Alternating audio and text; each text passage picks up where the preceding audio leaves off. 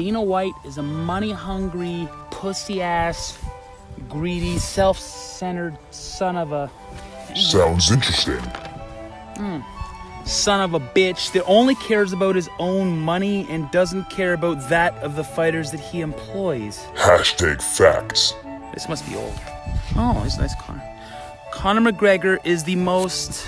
Oh, this should be good. overrated fighter in MMA history. Yeah, what else is new? Literally nothing. Fans refer to him as a GOAT not because of his ability, but the fact that he looks like a motherfucking goat.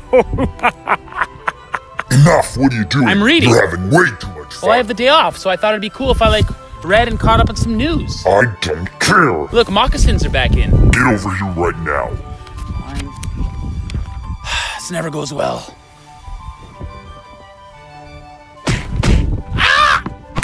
Now get to work. I won't say it again.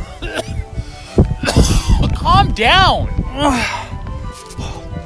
I guess freedom's overrated. Well, I need your help. Can you tie it over there, please?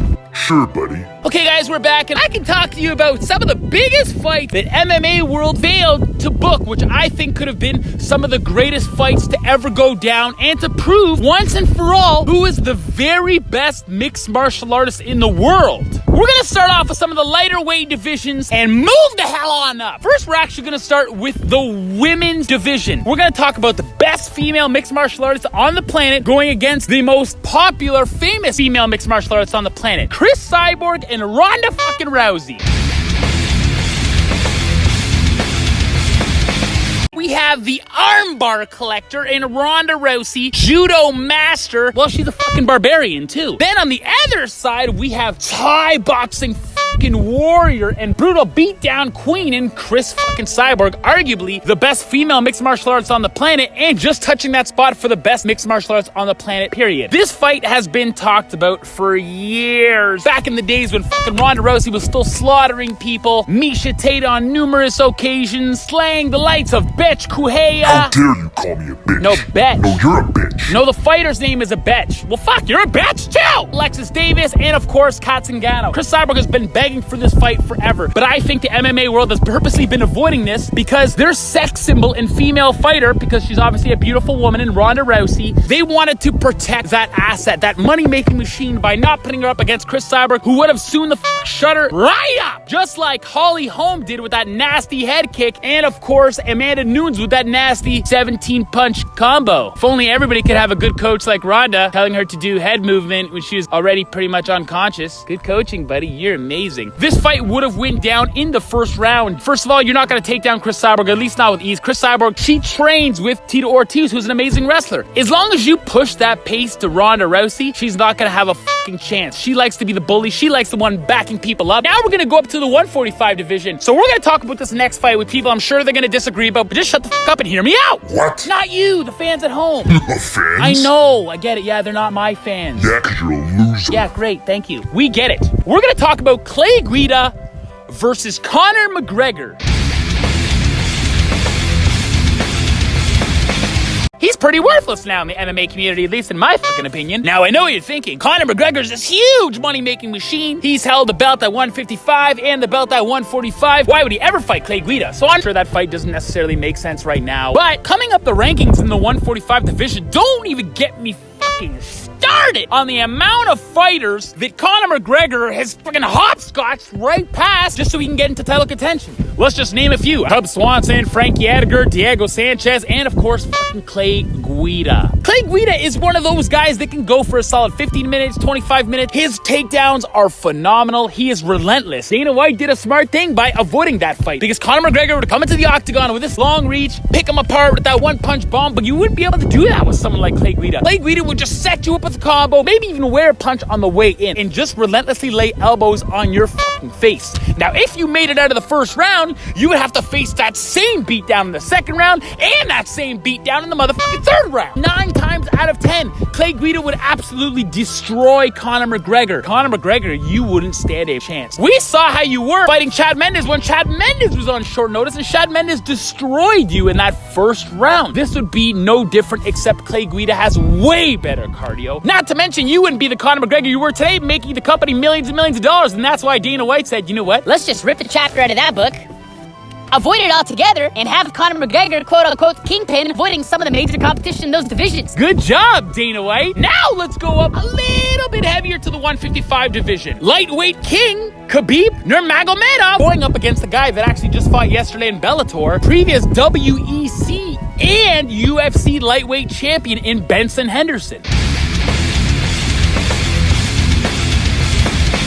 Now, Benson Henderson in his prime going against guys like Frankie Edgar, the back and forth fight that he had with him plenty of times, even Nate Diaz, the war that they had, Donald Cerrone back in WEC, and of course, Anthony Pettis was in his prime against guys like that as well. He is relentless. You could not stop that guy, no matter what submission move you would try to put on him, no matter what beating you would try to give that chin, he just would not go away. Now, obviously, everybody knows that I am Khabib time. SOS, help me, please. Yeah, you don't care. That's great. Thank you. I do think Khabib would actually beat him for sure, but this would be cardio wrestling machine against cardio wrestling machine. And their cardio is literally second to none. This would have been a fight I would have wanted to see for sure. It would have been one of those fights, whether on a 15-minute spectrum or a 25-minute spectrum, would have won a decision every single time, in my opinion. 10 fights out of 10. And because Benson Henderson is such a durable motherfucker. Apparently, I'm durable too. That's why I'm still around after all these weeks, right, Hector? Suck my... Anyways, before I go on to the next one, can I please have some food? You think you deserve to eat? No, you said if I got 50% accuracy rate on my last week's video, that you would feed me. That seems fair. I can scrunch something together for you, pumpkin. I'll take whatever you got. Ew, this is like rotten or like already eaten corn. What the hell am I gonna do with this? I don't know, maybe shut up and be grateful. How am I supposed to be grateful for this, Hector? I haven't been to the bathroom in like 2 weeks. This isn't gonna help you! You're fucking piece of shit. We're gonna talk about Douglas Lima going up against Donald the Cowboy Cerrone.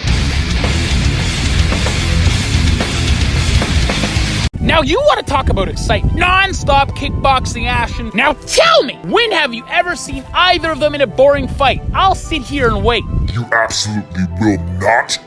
Okay, I won't sit here and wait. It's yummy, right? It's so good. They even have amazing ground game as well, which I don't think this fight would really get to. Donald Cerrone's had wars with Jorge Masvidal, Darren Till, Leon Edwards, Robbie Lawler, Rafael dos Anjos, Eddie Alvarez, and the list goes on. He has fought former champions or current champions his whole fucking life, as Doug Lima on the other side of the spectrum. I do think that Douglas Lima would win this fight, and that's because he is more scientific in his preparation. Donald Cerrone makes it clear that...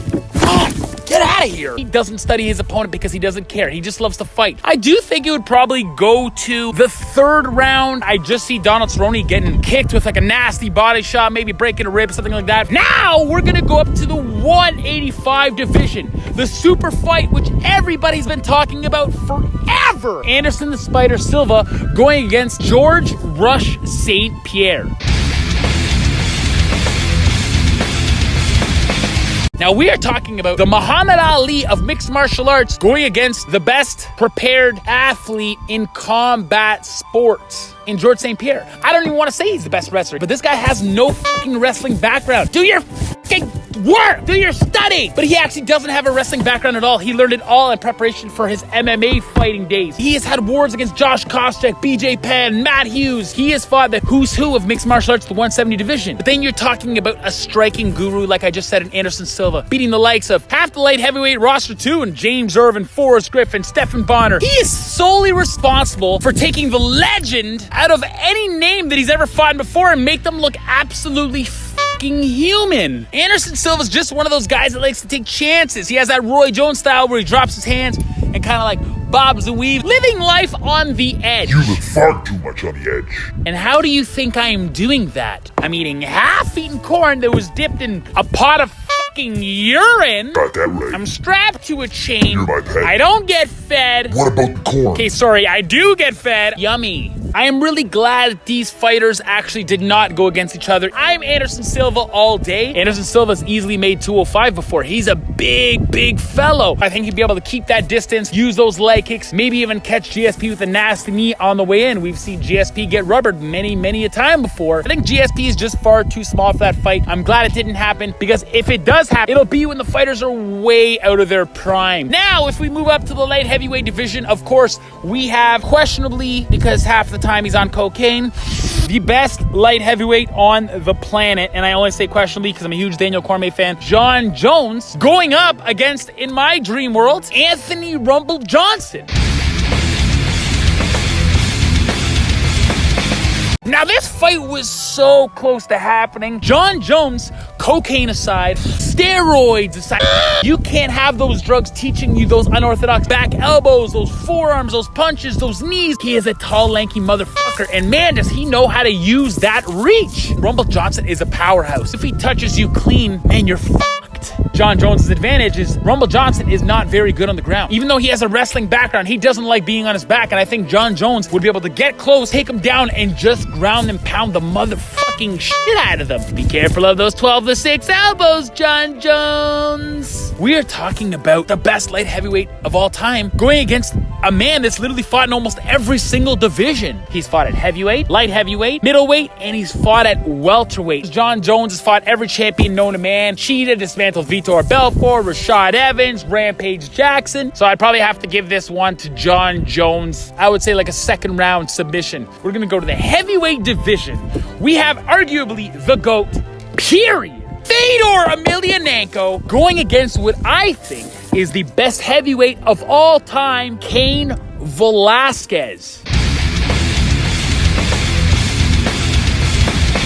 Now, I know Cain Velasquez is out. He's been out for a long time. God knows if we'll ever see him again. I know he had that setback in the first UFC on Fox where he lost to JDS in the first round. But what happened the next 10 rounds that they fought? Cain Velasquez came back and dismantled JDS just to show that he is a fighter that does know how to lose. He trains with the best group of guys. First of all, AK. He trains with Daniel Cormier. He trains with my boy Khabib Nurmagomedov, the best training team in the world. Fedor Emelianenko is a Bellator vet, a Strikeforce vet, a Pride Fighting vet, an M1 vet. This guy's won Grand Prix tournaments in Pride Fighting where they had to fight 3 times in one day, putting up wars of the fucking century. He has been slammed on his collarbone and neck like 3 times in a fight, and he came back to win. He could not even get rocked if you hit him with a fucking 18-wheeler in the face. Same thing goes for Cain Velasquez in his prime. What would happen in this fight? Pow! Explosions. That's all I can fucking guarantee you. But in their prime, if I have to say what would happen, I think it would be a decision fight for sure, because both of them could definitely wear a punch, and the wrestling and the cardio tank is literally second to none in all of the heavyweight rosters in any fucking organization. I would want to lean towards Cain Velasquez just because he is my favorite heavyweight of all time. But there was something scary and something terrifyingly special about Fedor, and he trains with nobody. So like I said, this probably did be decision war. I would want to lean towards Cain Velasquez.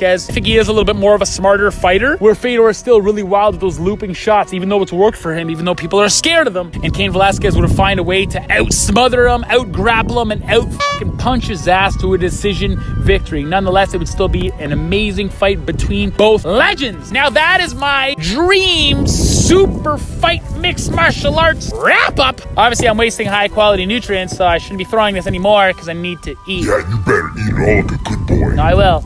All of it. I will. Get over here. No, I know what's gonna happen. I'm gonna come over there and you're gonna throw me over the table. What? I would never. You can trust your buddy Hector. Fine. Come on over, amigo. Ow! Ow! No! You, Hector, I knew it! Ah! Crazy work.